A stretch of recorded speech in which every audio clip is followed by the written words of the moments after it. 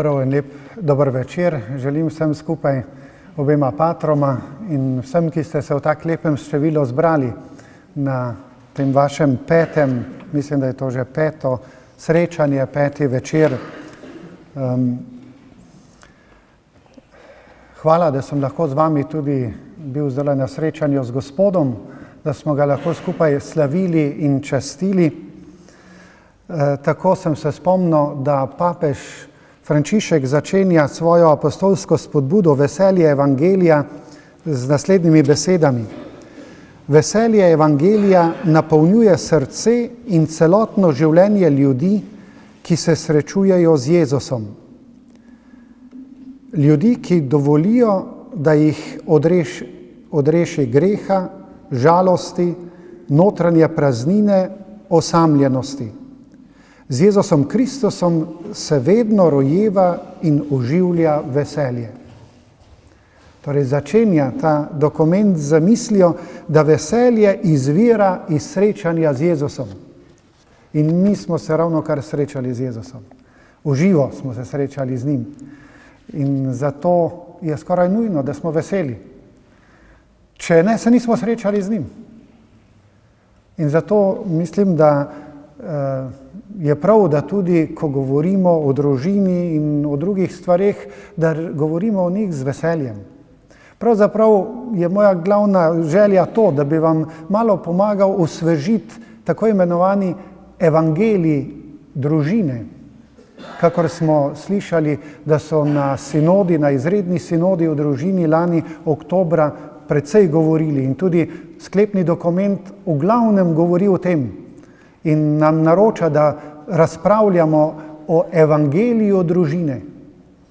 Ne toliko o problemih in težavah, pa tudi stran poteh in drugih poteh, čeprav tudi v okviru tega, vendar se mi zdi, da je tako pomemben poudarek bil to.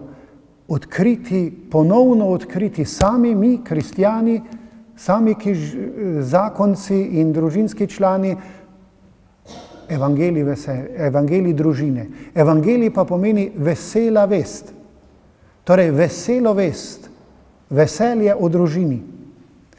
Vendar seveda papež ni naivn.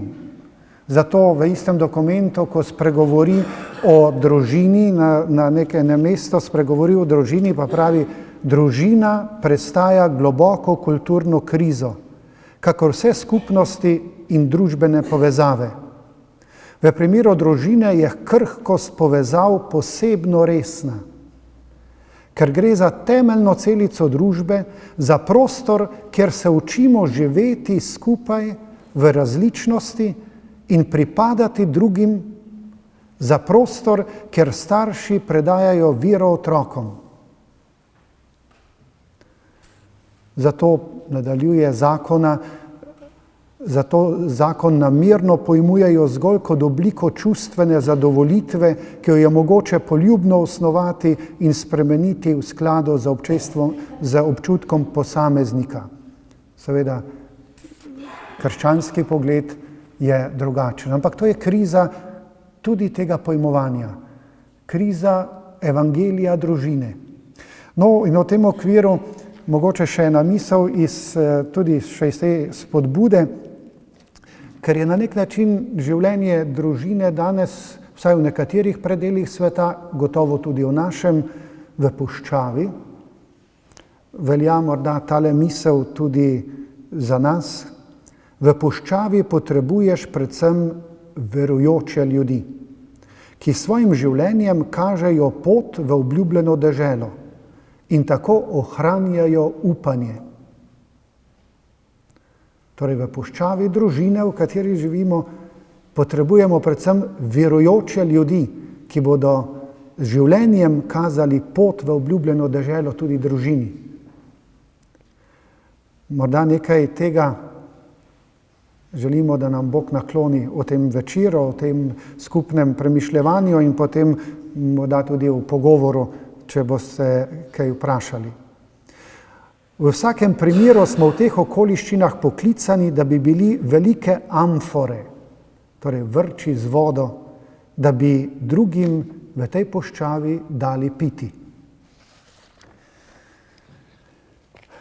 Ko sem bolj konkretno razmišljal, kako se odzvati na vaše vabilo, se mi je zdelo, da bi bilo dobro, da skupaj za uvod razmislimo o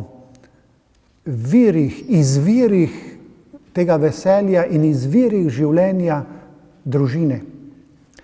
In zato sem rekel, bomo za začetek razmišljali o družini in zakramentih. Zakaj?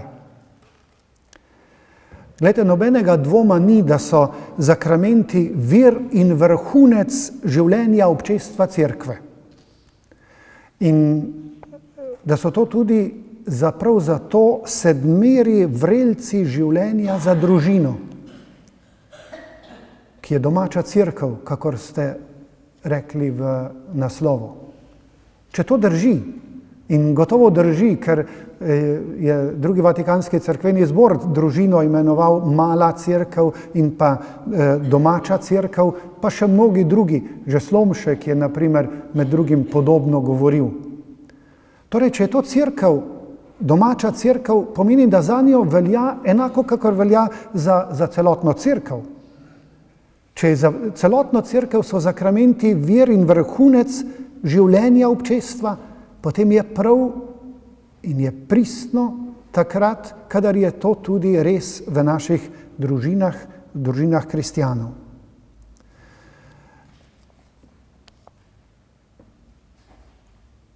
Cerkev je skrivnostno Kristusovo telo. A veste, kaj to pomeni? V Jezusovem telesu je na zemlji živel Bog. Druga Božja oseba je živela v Jezusovem človeškem telesu. Živela, to pomeni, da je govorila, da je pod človeško govoril Jezus, druga Božja oseba, s človeškimi besedami. Da je čutil, doživljal, čustvoval kot človek, pravzaprav Bog, druga Božja oseba. Da je dejanja, ki jih je Jezus opravljala druga Božja oseba, čeprav so bila čisto človeška, taka kot naša. Ko se je Jezus dotikal ljudi, se je druga Božja oseba dotikala ljudi s človeško roko. Ko je Jezus govoril, so njegove besede, čeprav so bile človeške, bile Božje besede. In če smo mi, cerkev, skrivnostno Kristusovo telo, pomeni, da se po nas dogaja isto. Kakšna moč je v cerkvi, v nas. Kristusova vstajenska moč, Božja moč deluje v cerkvi. In če je to res za celotno cerkev, in če je res, da je družina cerkev v malem, da je to domača cerkev, velja to tudi za družino. Zdaj, če to ne funkcionira, če to kje ne deluje, če kje to tako ne deluje, potem pomeni, da ta moč, Božja moč, ki po njegovi volji in želji živi v nas, miruje, spi, drema. Zato sem zadnji knjigi, ki sem jo lani, ko sem bil v Stični, pisal, dal naslov Prebudimo dremajočega velikana.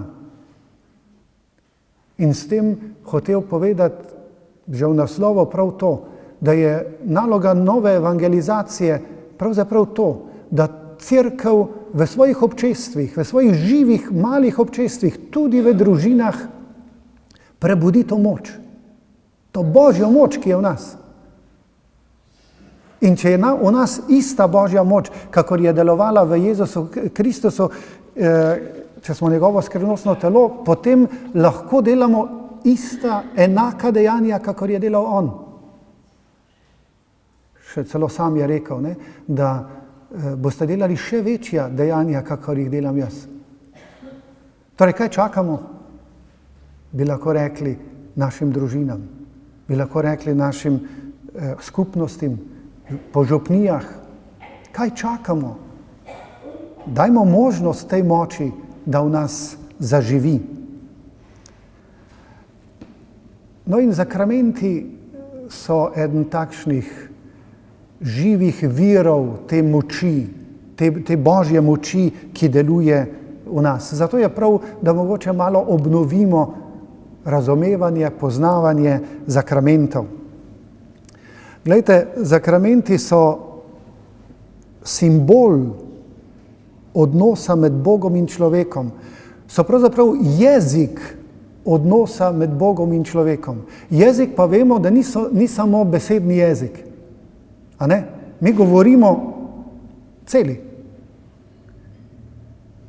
Vi tudi zdaj govorite, veste? Da ne boste mislili, da ste vi tiho. Vsaka poteza na vas govori, vaša drža govori, vaše oči govorijo. Človek sploh ne more biti tiho. In vidite, vse to vstopa v odnos z Bogom. Cel človek.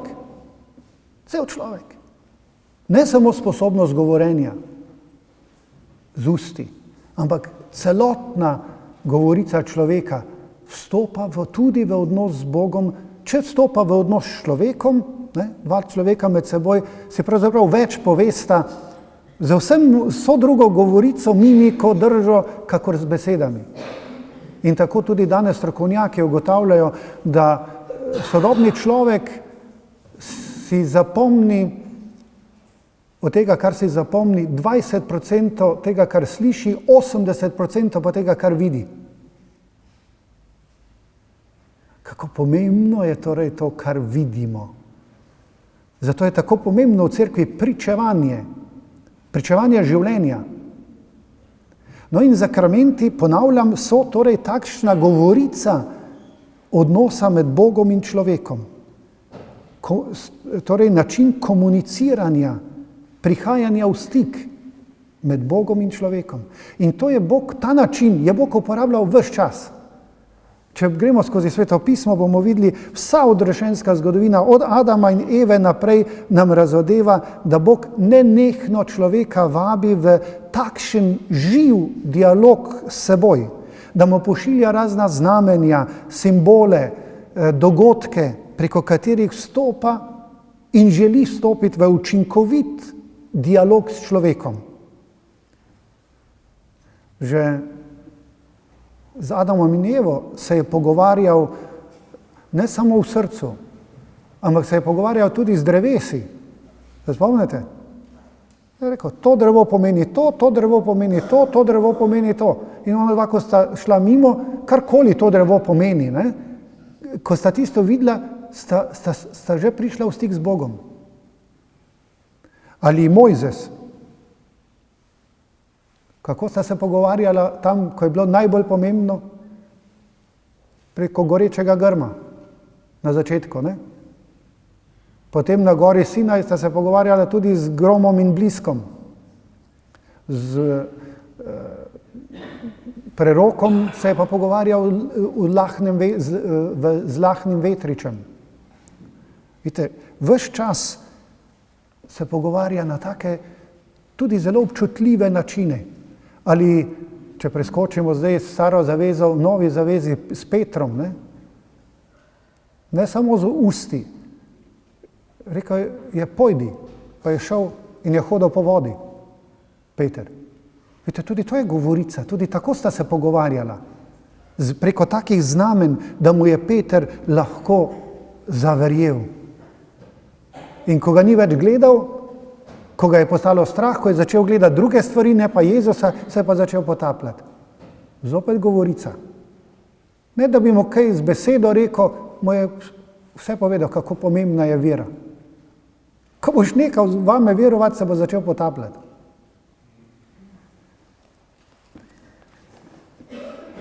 Bog sam kot Sveta Trojica je po svojem bistvu zavezan odnosu, to se pravi komunikaciji, pogovoru. Bog je dialog med tremi Božjimi osebami. Zato je tako pomembna komunikacija, tako pomemben pogovor, dialog, na vse mogoče načine. Zato, ker Bog je ena sama komunikacija med seboj in hoče biti tudi navzven.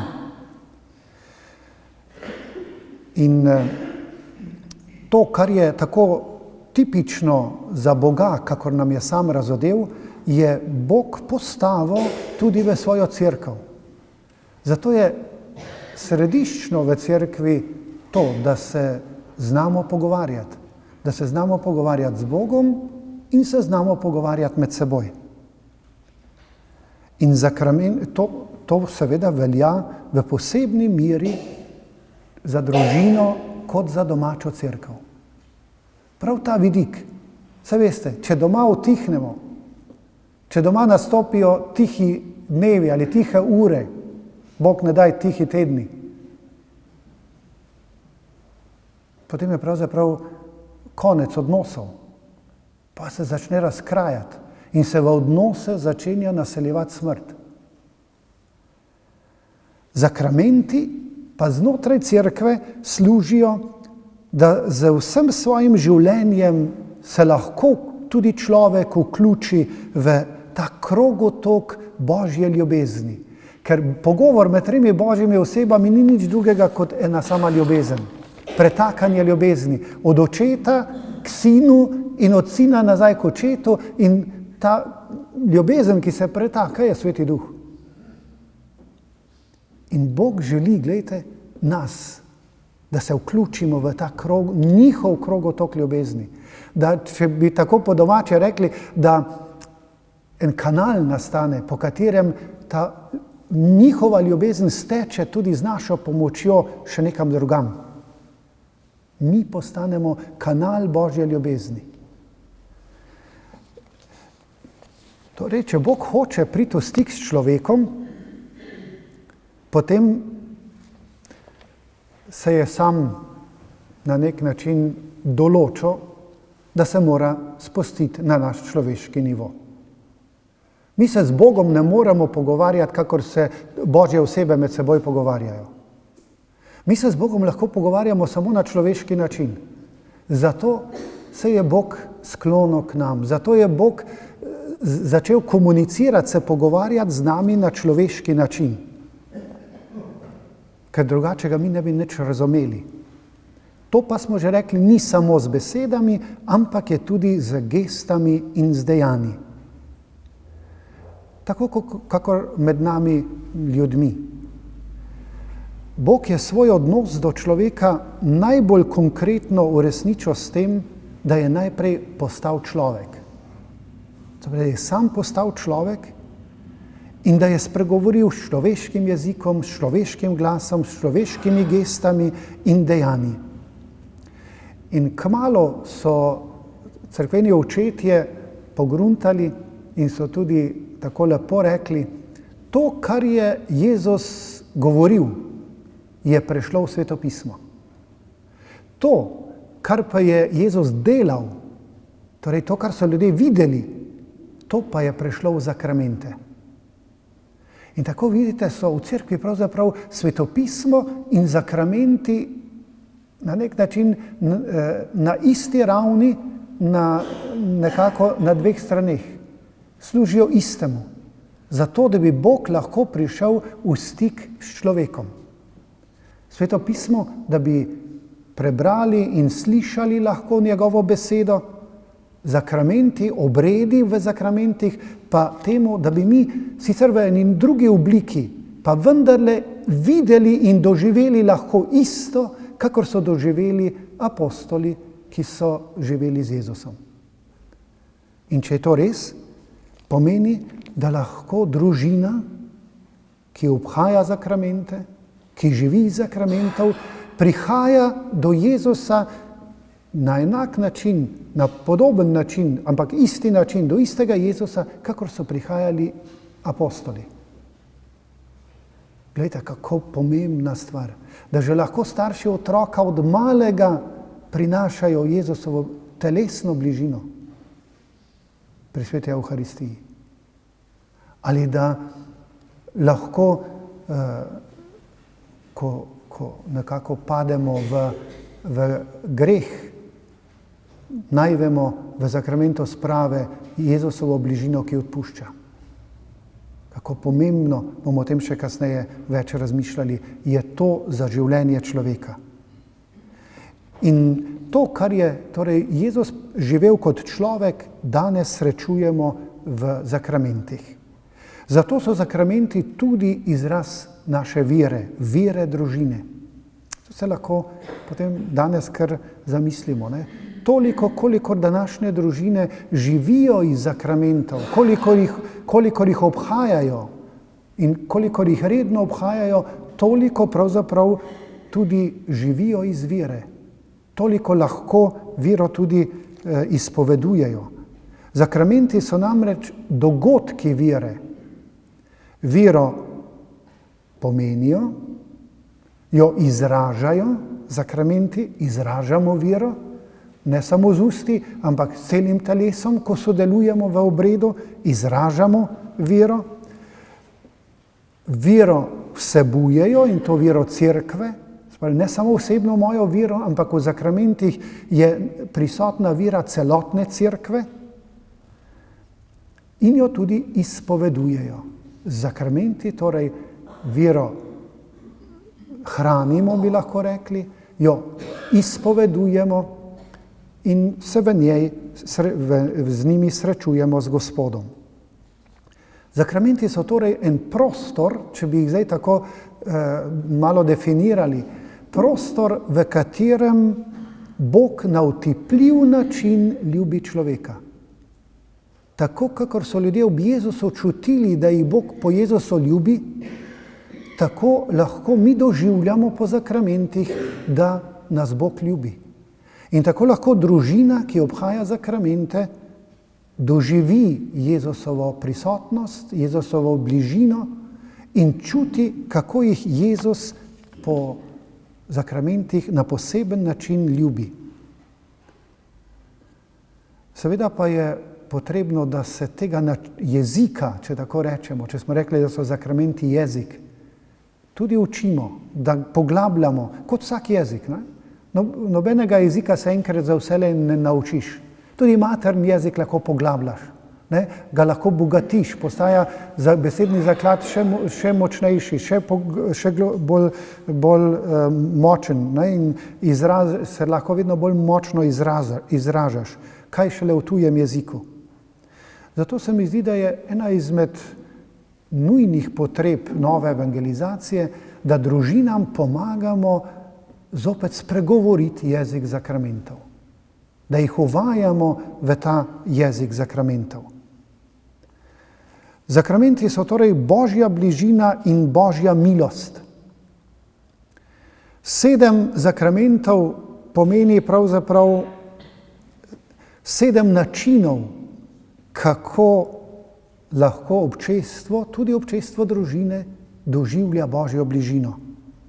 In kako lahko črpa to Božjo milost, Božjo moč, če hočete, duhovno energijo, ki nam omogoča kvalitetno in pristno življenje.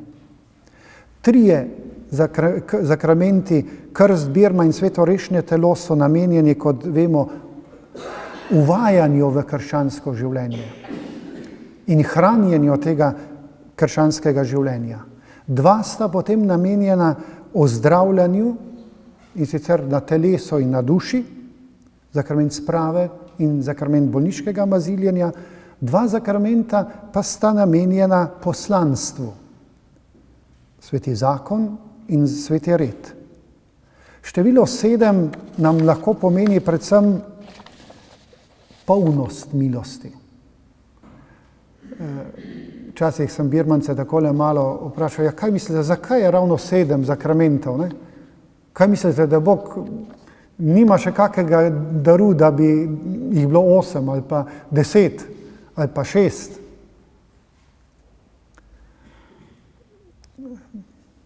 In smo potem ugotavljali, zakaj. Ne? Zato, ker v Svetem pismu je število 7 zares pomembno število. Tudi, veste, Bog je 6 dni ustvarjal, 7. dan pa je počival. Ne? Spomeni, je bilo zaključeno, je bila celota narejena.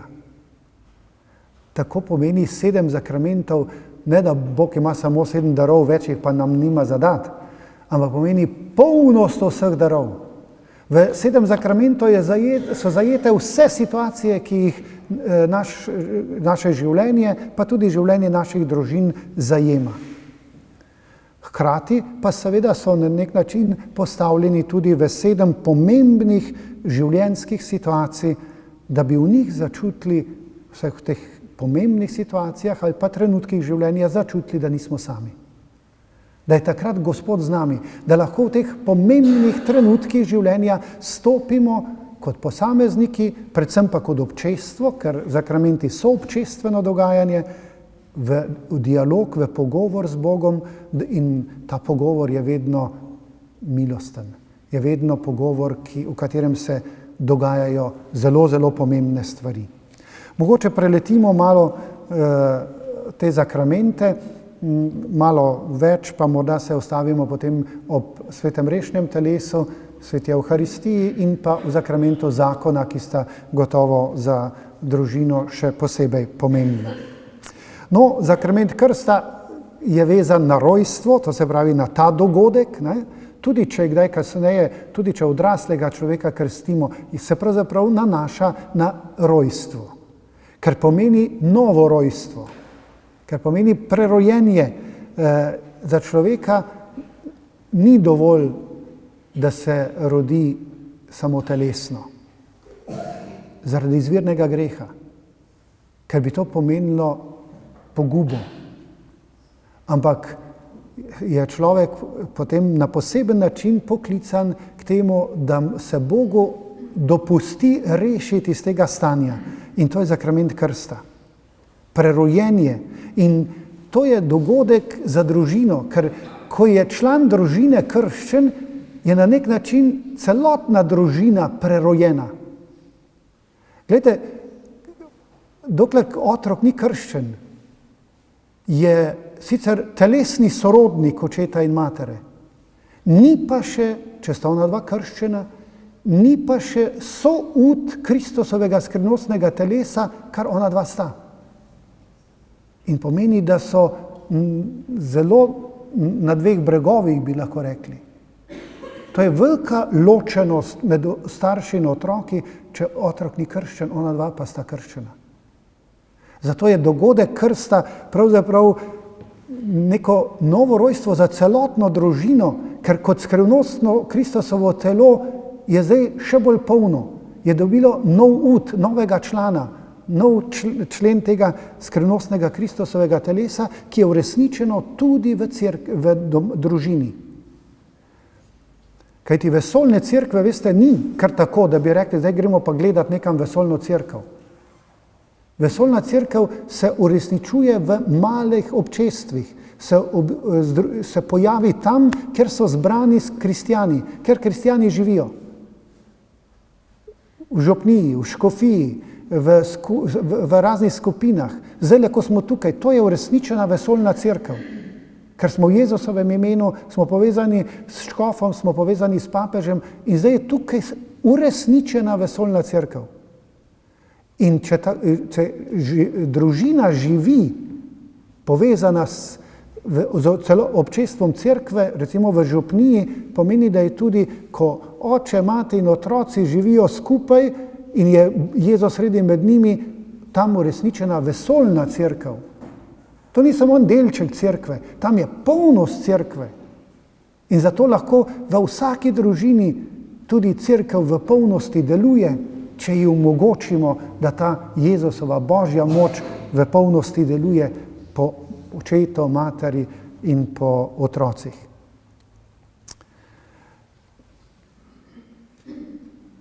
Pri krstu se zgodi ne samo to, da se izbrišejo grehi, bodi si izvirni, bodi si osebni grehi, če gre za odraslega človeka, ampak po krstu ne pripadamo več sebi. Tudi to je zelo pomembna stvar. Po krstu pripadamo Bogu. Že po stvarjenju pripadamo Bogu. Vendar po izvirnem grehu je tu narejena ena ločnica, ena pregrada med nami in Bogom. Krst pa nas zopet poveže z Bogom in sicer na tak način, da mu pripadamo. Božji smo, povsem Božji. To pa seveda pomeni marsikaj. Pomeni tudi, da krščen človek ne more več živeti svojega življenja zase. Če smo Božji, potem mi živimo Bogu in bratom in sestram svoje življenje. Tako da ima ta dogodek krsta ima zelo daljnosežne posledice. Od tod izhaja tudi tisto načelo, da kristjan ne more živeti zakona drugače kakor zakrament, ker ne pripada več sebi, ampak pripada Bogu. Kristus pa nam je razodel, da Bog hoče, da njegovi učenci skupno življenje moža in žene živita kot zakrament. Pa o tem še kako besedo kasneje.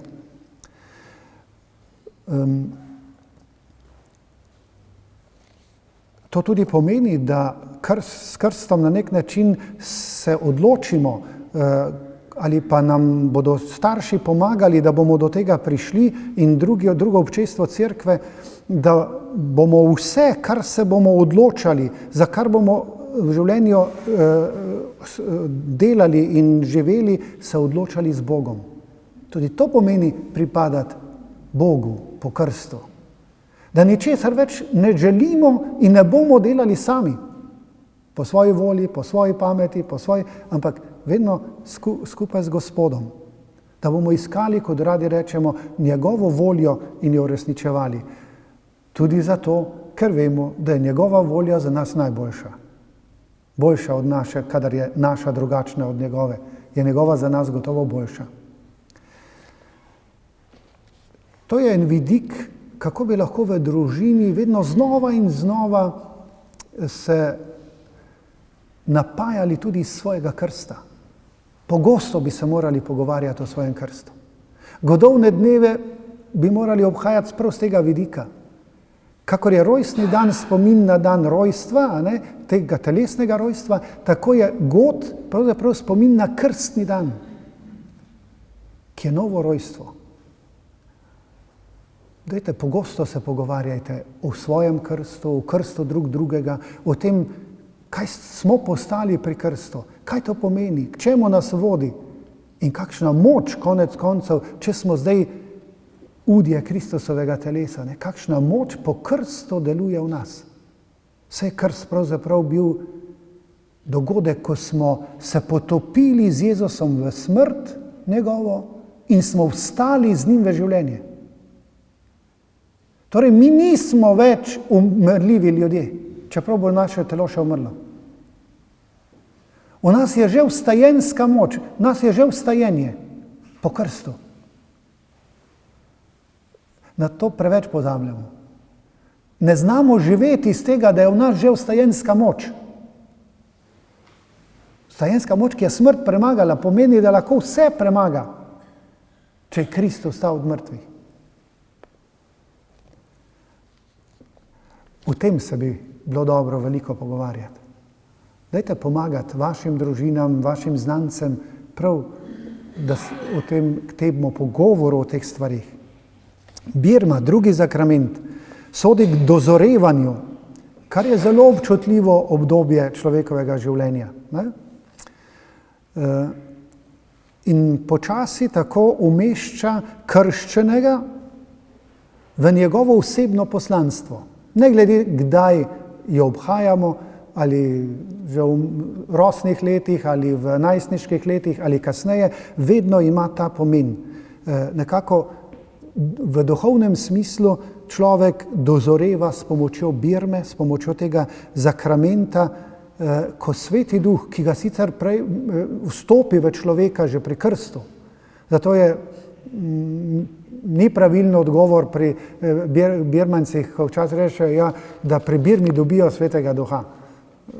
Ne. Pri birmi Sveti Duh na nov način želi začeti delovati v človeku z novimi darovi. Medtem ko naselil se je pa v nas že pri krstu. In mi smo tempelj Svetega Duha od krsta naprej. Pri birmi pa nas začne usposabljati za naše poslanstvo kot kristjanov sredi tega sveta. ker je cerkev misijonska ali pa ni cerkev, ni druge pomoči. Zato tudi posamezen kristjan sam po sebi apostol, sam po sebi evangelizator. To je naša osnovna naloga. Izhaja iz krsta in jo z birmo na nek način potrdimo in dobimo darove za to, da bi vsak na svoj način bil evangelizator sredi tega sveta. Evangelizator pa pomeni znati besedo zastaviti, pa živeti tako, da drugim pokažeš krščanski način življenja. In birma je sakrament, ki me za to usposablja, ki mi daje torej vse potrebne stvari, darove, če hočete, ki jih potrebujemo za to, da lahko to zaživimo. Bodo rekli, ja, ampak danes je praksa, je pa daleč od tega. Ne smemo obupati. Če je res to, da smo cerkev in da v nas deluje Božja moč, da Sveti Duh v nas deluje, potem je bilo 12 ljudi dovolj za cel svet. Pomeni, da ni tako strašno. Ne? Tudi če večina birmancev po birmi odide, pa mnogi se kasneje vrnejo nazaj. Mnogi začnejo tudi zelo aktivno krščansko živeti. Z našo pomočjo pa bo še lahko več teh. Tudi, da se samo dotaknem, tudi zbor botrov bi pravzaprav naj bil v tej smeri. Ne? Boter bi naj bil en tak aktiven kristjan, živ kristjan, ki bi pomagal temu birmancu najti njegovo pot v evangeliziranju, v tem pričevanju za Kristusa in za njegovo življenje. Veste, nič ne vemo, kaj nas čaka. V teh dneh je zakrožil en tak mail, ki ste gotovo ga videli, recimo o tistih 21 koptskih kristjanih, ki so jih predstavniki islamske države obglavili v Libiji. Spomnite, to je decembra se zgodilo. No in zdaj je zakrožil en mail, ki prinaša sporočilo matere enega od teh, brata enega od teh, ki so jih tam ubili, in žene enega od teh. In gledajte, ti koptski verniki, ta mama pravi, moj sin je mučenec, je Kristusov mučenec. In zato se Bogu zahvaljujem zanj in zato, da je mučenec. In molim za tiste, ki so ga ubili. Molim, da bi jih Bog rešil pred peklom.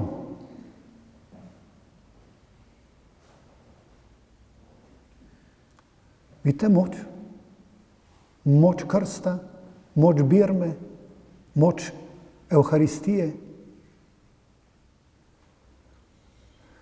Bi tu sam malo spomnil, hvala Bogu, gledajte, pod sprejetjo tega zakona smo na nek način tisti, ki smo prepričani, da je družina res pristna, tudi Božja vrednota, pokazali tudi svojo pripravljenost se tukaj angažirati. In je prav.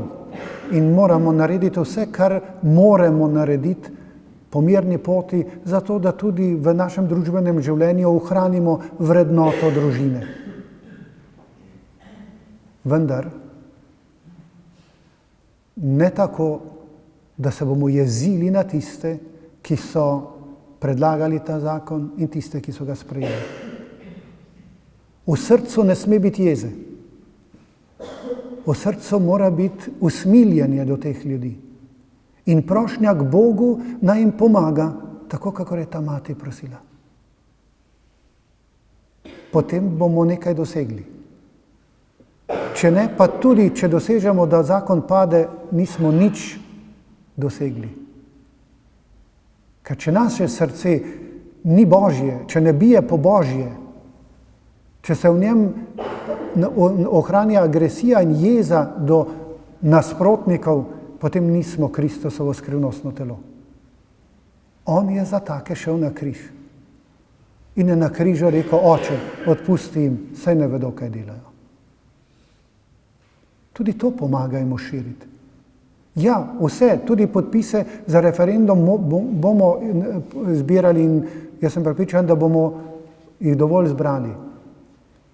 Tudi Bog daj na referendum bomo šli v dovolj velikem številu, vendar ne s sovraštvom v srcu. Bo kontraproduktivno. To nam govorijo zakramenti. To nam govori Kristus po zakramentih.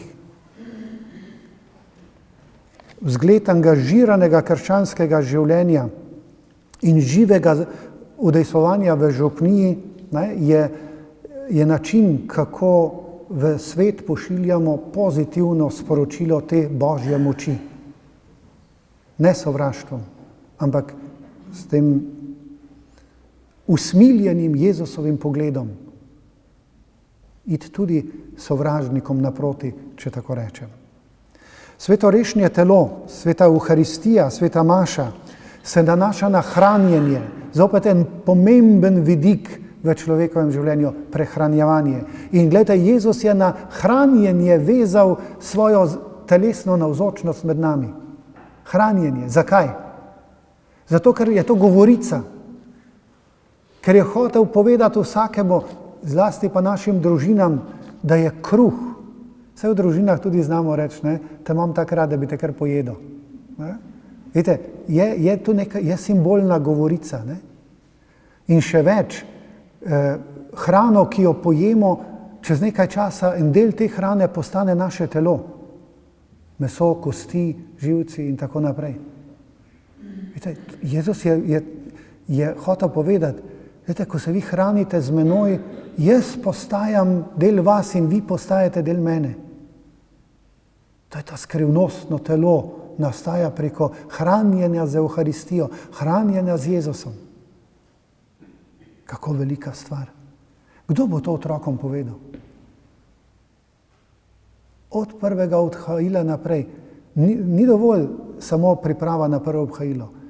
Priprava na vsako obhajilo pomaga ohranjati to veselo novico svetega obhajila, svete Maše.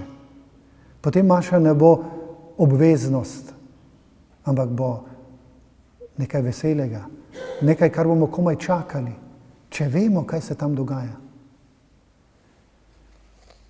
Euharistični obet, nedeljska Maša, je hrana življenja in je zdravilo nesmrtnosti. Vidite, že dve stvari. Hrana življenja in zdravilo nesmrtnosti. Kako naše družine to potrebujejo. Družine, v katerih ni več življenja, v katerih ni veselja do življenja, v katerih je ugasnilo, že marsikakšno življenje, spočeto življenje. Potrebujejo oznanilo kruha življenja, ki prinaša življenje in zdravilo nesmrtnosti. V moči prav te hrane se lahko zdravijo smrtne rane naših družin. V moči te hrane, euharistične hrane. Redno, zavestno druženje s Kristusom pri obhajilu bi lahko postalo središčni duhovni vodnjak družine. Kako vsako nedeljo skupaj zajemamo iz tega vodnjaka, se hranimo, se o tem pogovarjamo. Še več, otroke je treba uvajati v to, da ko pridejo k obhajilu, da se dotaknejo Jezusa. Telesno se ga dotaknejo. Kakor ona žena, ki je rekla, tudi če se dotaknem samo roba njegove obleke, bom ozdravela. Že od malega morajo otroci rasti s to zavestjo in s to vero, da če bodo se ranili telesno ali duševno ali duhovno, da lahko gredo k Jezusu, pa se ga dotaknejo in jih lahko zdravi. Ampak pomembno je, da jim nekdo pomaga, da to verujejo, da ohranjajo to vero. Zakrament sprave. Družina ni samo okolje, v katerem se samo lepe stvari dogajajo. Ne? Družina je tudi okolje greha, ker smo grešniki. Ni mogoče drugače. Tudi Bog to ve. Zato je še tako pomemben ta zakrament sprave, zakrament spovedi. za vse tiste dogodke, ki so lahko usodni za družino, za medsebojne odnose. Ker kaj je greh? Greh je nekaj, kar prinese smrt v naš odnos z enim človekom, med možem in ženo, med starši in otroki. Smrt. Po malem ali pa naenkrat malo več, odvisno kakšen greh je. In ni dovolj, veste, te rane, ki so na duhovni, duševni, včasih tudi telesni ravni, zdraviti samo duševno. Ni dovolj vedno samo terapija. Ker ne ozdravi, psihoterapija ne ozdravi vsega. Duhovnih stvari psihoterapija ne mora ozdraviti. Kako pomemben je ta vidik tega zakramenta, zdravilni vidik tega zakramenta, ki nam ozdravlja naše globoke rane najprej v duhu, potem pa zaceljena rana v duhu lahko zaceli tudi rano v duši, pa tudi telesno bolezen. Pa ne samo to, veste, pri spovedi ni pomemben samo ta negativni vidik, to se pravi odstranjanje grehov. Prevečkrat to, in otroci samo to v glavnem vedo, da gremo k spovedi zaradi grehov. Pa ni res. Spovedi gremo zaradi Boga. Spoved je najprej je bogoslužje, ker je zakrament. Vsak zakrament je bogoslužje. Bogoslužje pa je bogoslavljenje, čaščenje Boga. Se pravi, najprej gremo zato, da Boga slavimo s tem, ko obhajamo zakrament. Vsak zakrament slavi Boga.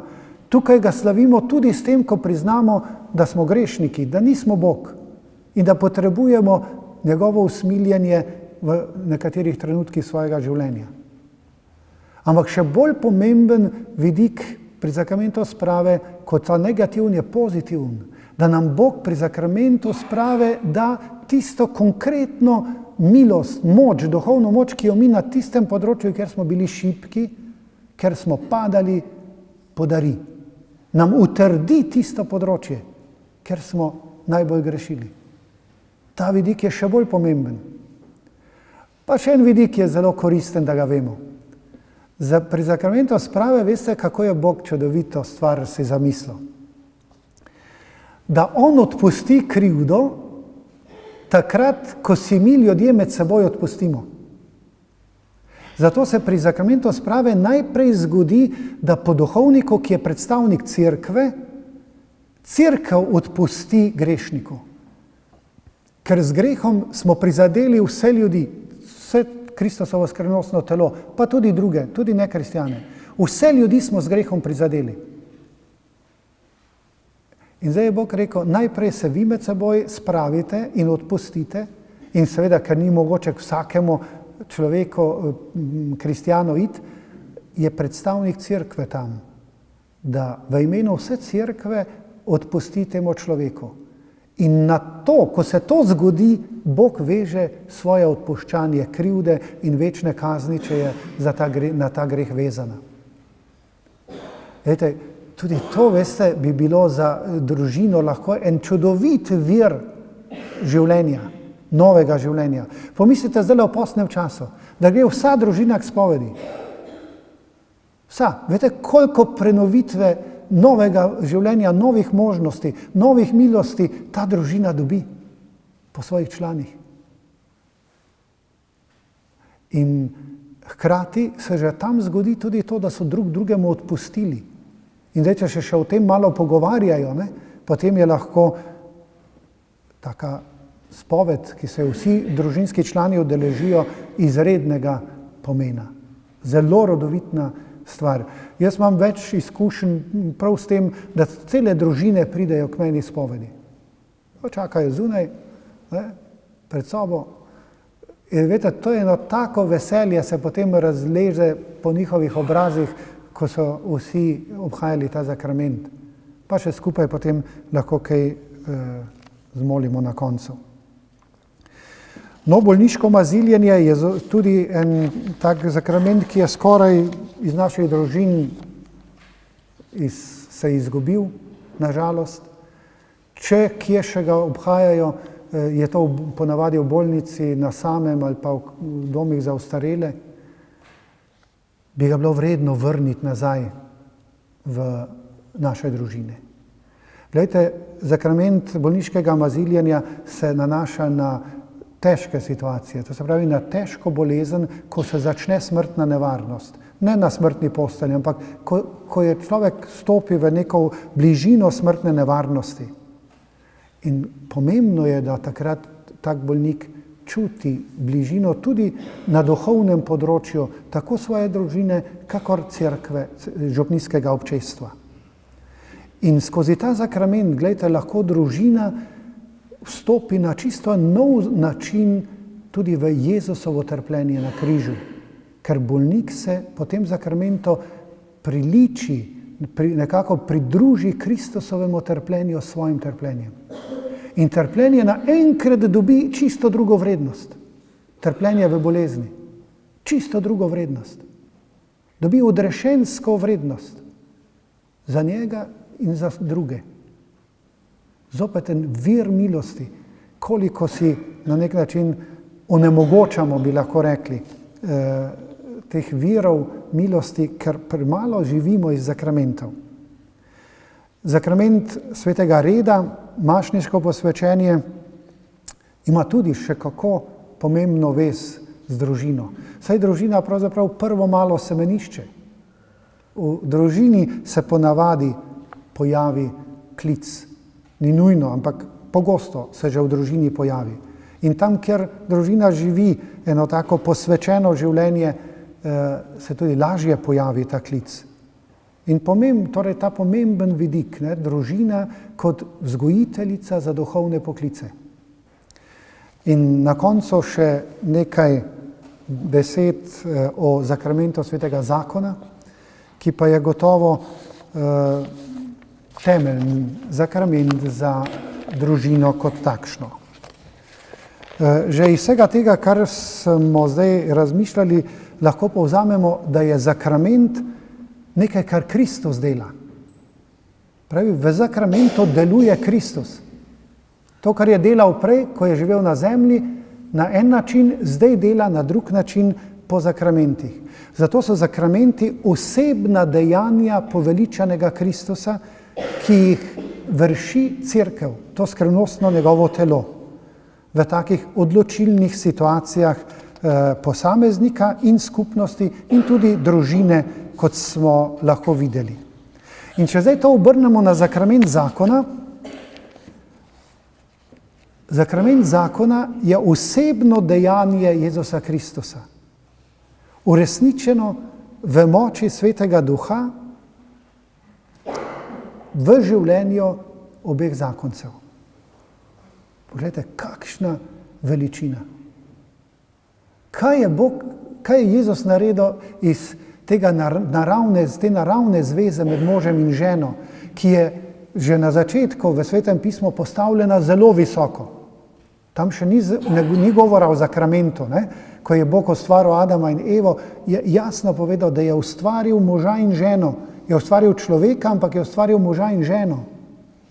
Ni ustvaril človeka kar tako, ampak je ustvaril človeka kot moža in kot ženo. In ima je tudi kot paru dal posebno poslanstvo. In če dobro beremo, tam odlomek je zelo zanimiv, pravzaprav je njuno prvo poslanstvo, da drug drugemu pomagata, da prideta do samega sebe.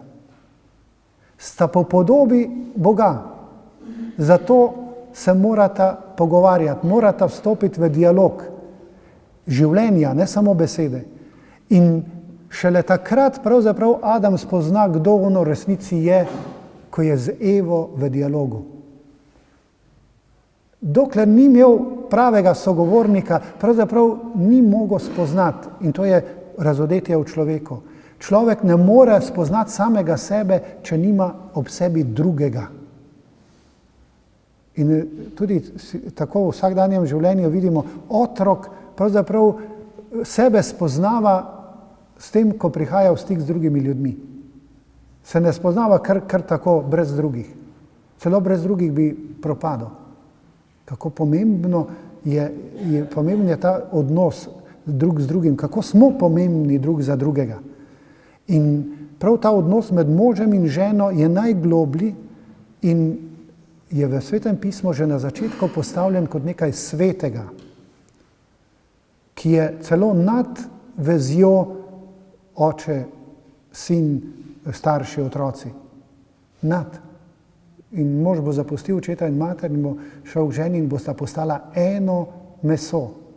Pomeni ena življenjska skupnost, ena resničnost.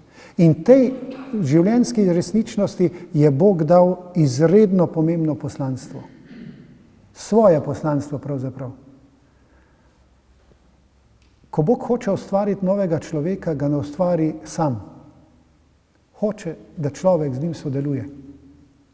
Da mož in žena z njim sodelujeta. In ko je se to tudi po izvirnem grehu ranilo in dobilo tudi napačne smeri, tudi smeri, ki jih danes poznamo, so jih poznali že v zgodovini. Napačne stvari, ki so posledica greha v človekovi zgodovini, je prišel Kristus sanirati. In v tem smislu je tudi povzdignil to zvezo med možem in ženo v zakrament.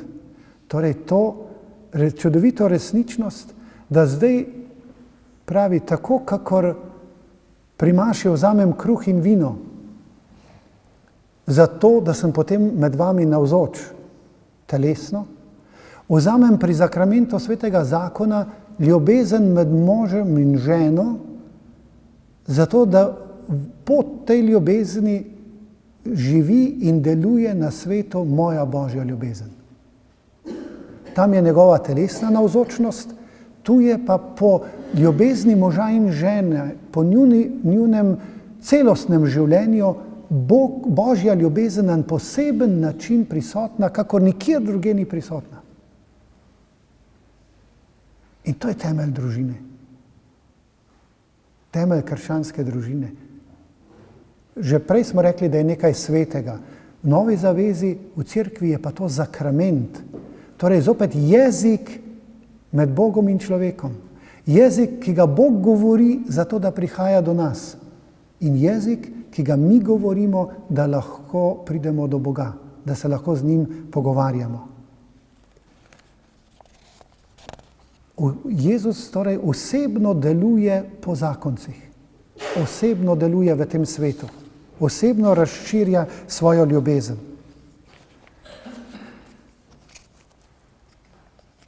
Mož in žena torej uresničujeta pravzaprav Jezusovo delo, Jezusovo poslanstvo na tem svetu, na en svojski način, na zakonski način. Na svojski način je po možu in ženi sta prisotna Jezusova smrt in Jezusovo vstajenje. Najprej sta ona dva drug drugemu. Jezusova smrt in Jezusovo vstajenje. To je velika noč. Torej, drug drugemu sta mož in žena resničnost velike noči. Nenehno.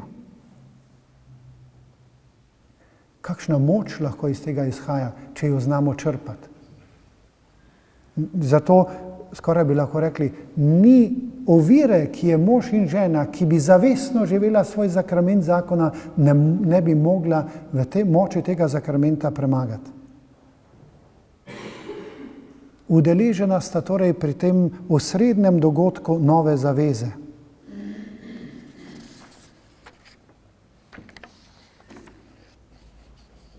Kaj je naloga nekako, kaj izhaja iz tega kot naloga za zakonca, krščanska zakonca?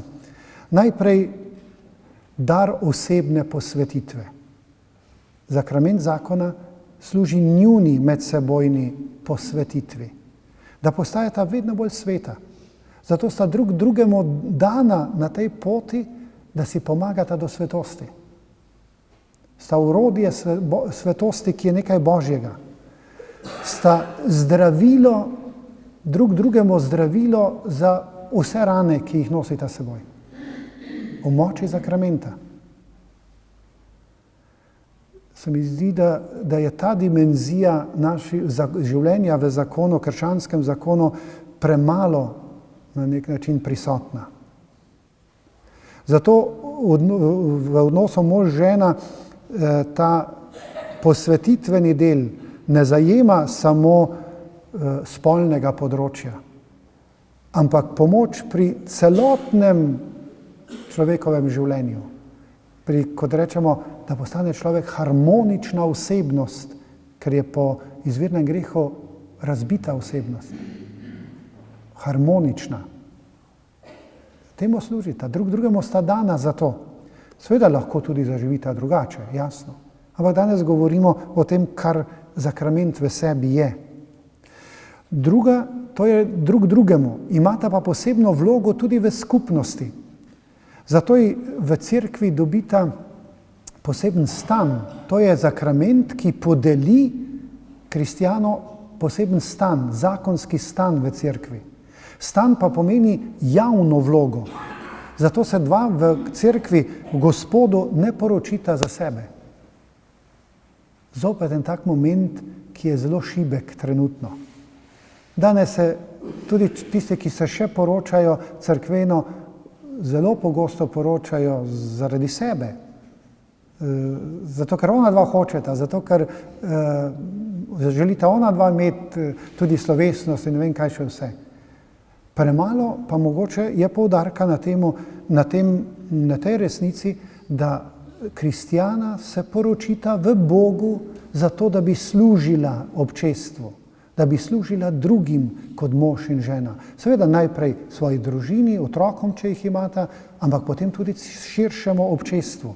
Zato imata ta stan, ki je javni način življenja. Ne živite več sama sebi.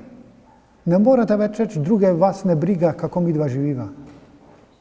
Sakrament zakona pomeni, da sta na poseben način izpostavljena v cerkvi, v tem Kristusovem skrivnostnem telesu.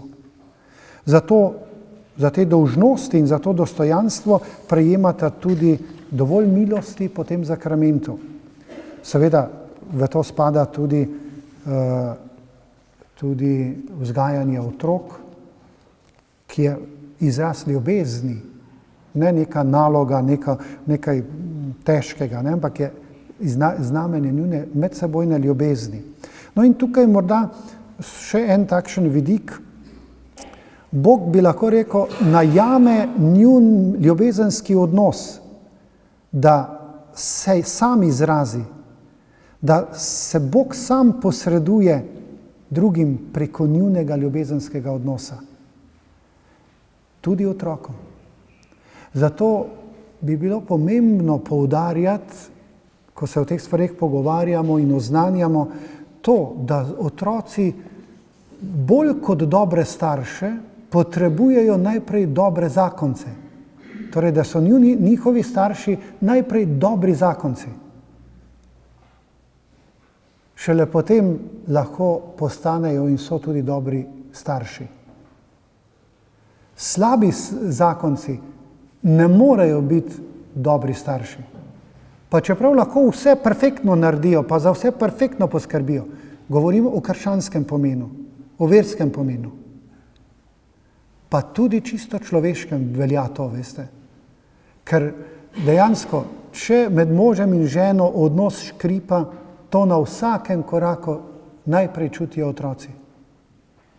Pa se še lahko tako trudita, da se nič ne opazi. Nemogoče. Pa tudi, če se na zunaj ne bi nič opazilo, na duhovni ravni otroci to zaznavajo in so tudi deležni tega.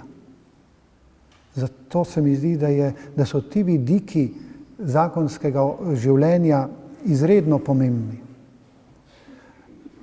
Da lahko ljubezen dveh ljudi postane sakrament Božje ljubezni. In tako se mi zdi, da smo zato, ker je veliko zdaj vedno več cerkveno neporočenih kristjanov, da smo zelo osiromašili naše družine, njihove družine, tudi njihovi otroci, živijo v slabšem okolju, slabšem duhovnem okolju, kot bi lahko. če se bi lahko poročili. Spravi, tam božja ljubezen na zakonski način ni prisotna. In to je škoda. To je velika škoda. Saj Bog se trudi, da potem na druge načine popravi, kar se popravi da. Vendar se mi zdi, da smo mi dolžni narediti pa svoje strani vse, kar je možno za to, da bi Bog lahko na čim bolj popoln način izkazoval svojo ljubezen vsakemu človeku, vsakemu otroku, vsakemu izmed nas. No, morda ne bi nadaljeval več, ker počasi se mi čas že izteka, oziroma se mi je že menda iztekel. Se mi zdi, da ena taka podoba nam je lahko izstopla, tako družine kot tiste, ki ima veliki potencial, velike možnosti, če zaživi svoje versko življenje iz teh izvirov, ki jih imenujemo izviri zakramentov. Hvala lepa.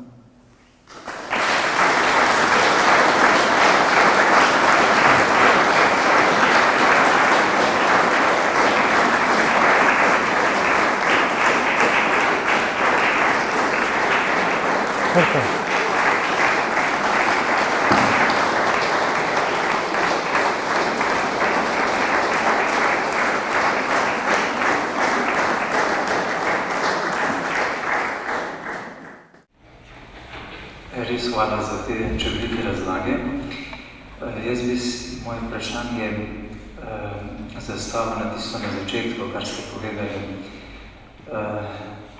V nas živi vstajenski duh Jezusa Kristusa. In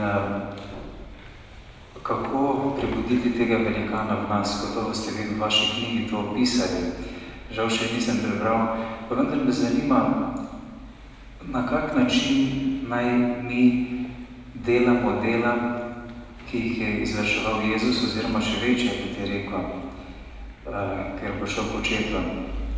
Ali je to povezano s krstom v Svetem Duhu?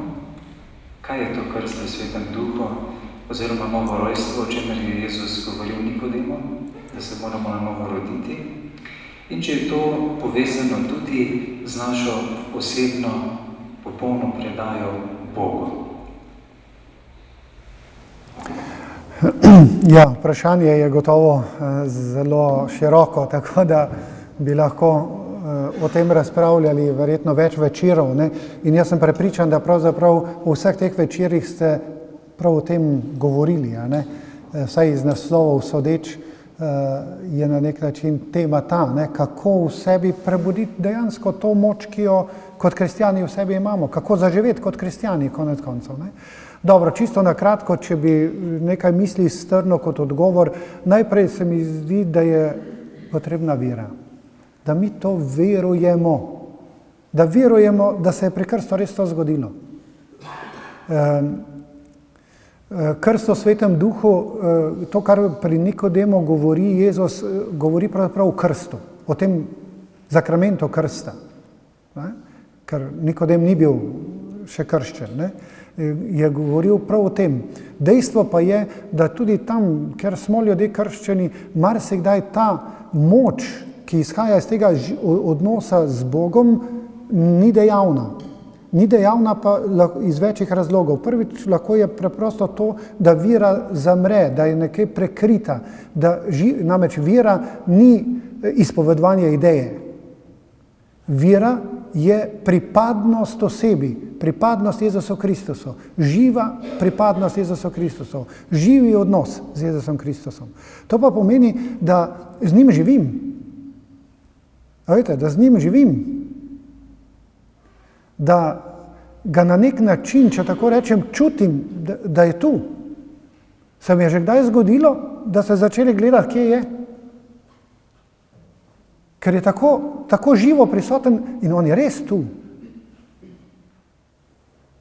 On nam res govori po Božji besedi. Zdaj, se mi zdi, prva stvar je to, da začnemo praktično to verovati. In povsod, takrat, ko nam je lepo, da ga imamo zraven, da vemo, da je tu, da se to dogaja v njem, in takrat, ko nam je težko. Da takrat verujemo, da je tu in če je tu, se lahko na njega obrnemo. Torej, vera v resnično živo navzočnost Jezusa Kristusa. Potem vera v to, da smo mi Kristusovo skrivnostno telo. In da to ni prazna fraza. V uvodu v to knjigo sem dal naslov, da cerkev naj bo, prihodnost cerkve na Slovenskem je biti cerkev. To je nič komplicirati. Samo bodimo to, kar smo, po krstu. Bodimo skrivnostno Kristusovo telo. Zaupajmo v to.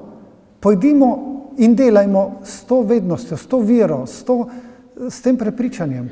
Pojdimo reševati probleme z vero, da smo Kristusovo skrivnostno telo. Pa naj bodo to konflikti v službi, ali naj bodo to težave doma, ali v šoli, ali v bolezni, kjerkoli. Pojdimo z vero, da smo Kristusovo skrivnostno telo. Vera. Druga pomembna stvar pri tem prebujanju je to, da po moje, da se ne zapiramo v neke ozke kroge ali če hočete, v neka geta, ne? Ampak da znamo in smo sposobni tudi odkrito, javno povedati in pokazati svojo vero. Ne samo takrat, ko je treba nekaj reševati, ampak sproti, javno, na glas, pristno. To seveda pomeni tudi, da moramo sami kar dost razmišljati tudi o teh stvareh, zato da lahko potem na vprašanja, ki nam jih ljudje postavljajo, ki se jim postavljajo, pa jih potem nam postavijo po domače, ampak pristno in globoko in tudi pravilno odgovorimo. Se spomnim tako iz časa, ko sem bil še kaplan, kako mi je, sem veliko delal z mladino in seveda mladi so polni vprašanj, ne? In 3/4 takih, na katere tak ni možno odgovoriti, ne? Ampak vem, kako mi je veliko koristilo in pomagalo to, da sem poskušal, tako, ko sem bil sam, razmišljati po njihovo in si postavljati vprašanja, za katera sem mislil, da mi jih bodo oni postavili. In potem razmišljati, kako bi na nje odgovoril. In velikokrat vem, da sem zadev, ne? Da mi je prišlo vprašanje, ki so mi ga potem na srečanju oni postavili že par dni prej. Pa sem 2-3 dni že razmišljal o tistem, kako bi jaz to njim povedal, ne? S tem sem jaz sam poglabljal razumevanje svoje vere in ko je vprašanje prišlo, sem na nek način z lahkoto odgovoril. Tako torej tudi to pogovarjanje, razmišljanje o verskih vprašanjih nas usposablja za to, da smo potem lahko bolj prebujeni tudi sredi sveta. In kot izvir moči za to, recimo tako delovanje, za tako prebujenje, pa se mi zdi, da je dejavno življenje sakramentov. In iz tega lahko potem zaživimo tudi tako eno pristno, močno življenje. In tudi konec koncev lahko Boga pokličemo na zagovor, ne? Saj sem je rekel, zakramento sem je rekel to, tam si mi povedal to, ne? Zdaj pa pokaži, ne? Zdaj pa gremo za res. Ne? V živo, bi rekli v studio, ne? Ne na playback, ne? Ampak v živo. Tako, mislim, en pogum pa veselje, ki iz tega srečanja s Kristusom izhaja. Kot starejši duhovnik imam veliko že izkušnosti pripravljenega in krst pa me delo zakonsko naprej, ampak na žalost doživljam veliko razočaranje, ko sem prišel v svojo resno župnijo, pa je 18 krstov, vsi izven zakonskih skupnosti in vsi tisti pripravljati vse trpo obljubljajo in prej, da bojo volili in nič. In toliki drugi še To je tisto težka situacija, kako te ljudi prebuditi duhovne mrtvelosti. Veliko je tega v teoriji, pa vsega tega, pa je vse to lepo poveš, ampak nič od tega. Ali res to velja samo, da ta duh se izganja s pokoro in molitvijo, pa še to ni dovolj verjetno. Ja, gospod, najprej bi vam rekel, razočaranje ni na mestu. Zaradi teh stvari ne smemo biti razočarani. A je Jezus bil razočaran? In kak uspeh je imel?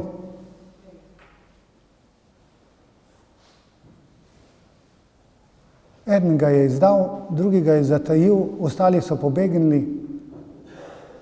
Mama pa še par žensk je tam oddaleč stalo, ker jih blizu niso pustili.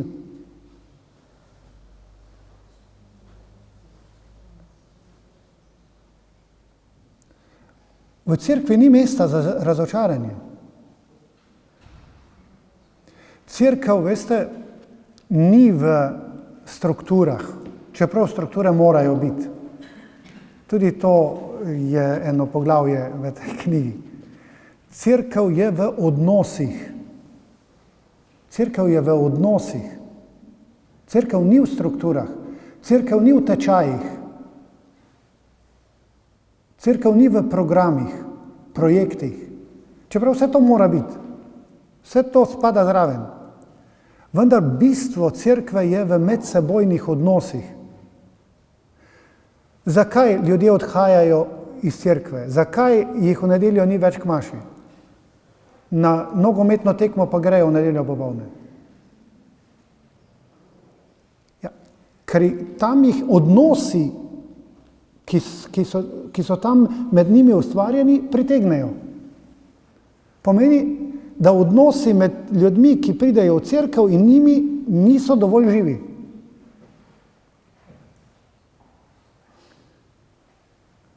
Tako župniki so mi večkrat, včasih pa tudi zdaj, ko se srečujemo, rečejo tako, kako so razočarani nad tem, vse naredimo, martrajo, vse več naredijo, kot lahko naredijo, pa nič ni. Glede, župnik sam ne more. Župnik sam ni cerkev. Župnik sam ne more biti, recimo, da ima župnija 1000 ali pa 3000 ali pa 5000 ljudi. Župnik sam ne more biti v tesnih, osebnih, medsebojnih odnosih s 5000 ljudmi. Lahko jih pozna, v mestu jih še pozna, ne. Niti na vides ne pozna vseh svojih faranov. Na deželi nekje, mogoče na vides lahko celo vse pozna, ne. Ampak zato ni on kriv, če tako rečemo, da ljudje ne pride več v cerkev, ali pa da ne obhajajo več zakramentov. Sploh ni treba krivca iskati. Pomembno je, po moje, to, da bi doumeli, da je moj odnos do soseda cerkev.